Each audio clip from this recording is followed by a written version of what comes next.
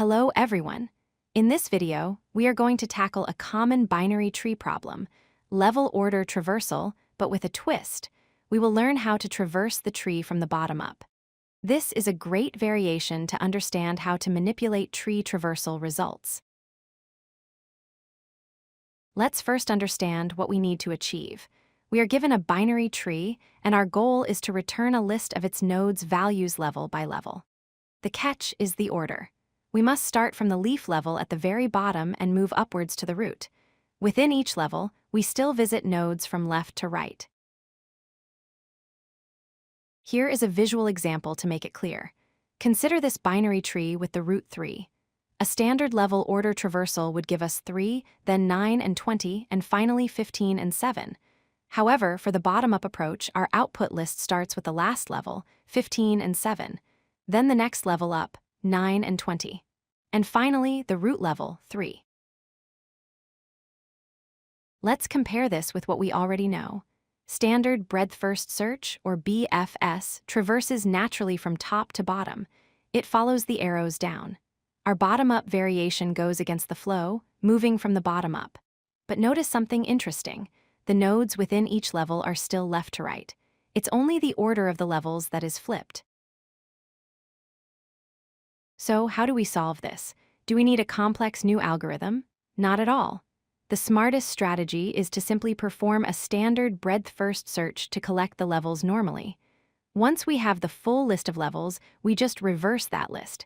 It's a simple post-processing step that saves us a lot of headache. Here is the step-by-step algorithm. First, we initialize a queue with the root node. We loop while the queue is not empty. Inside the loop, we measure the current queue size to handle one level at a time. We store the current level's nodes in a list. Finally, after the loop finishes and we have all our levels, we reverse the entire collection and return it. Let's look at the Python code. We use a deck for our queue. We start by checking if the root is null.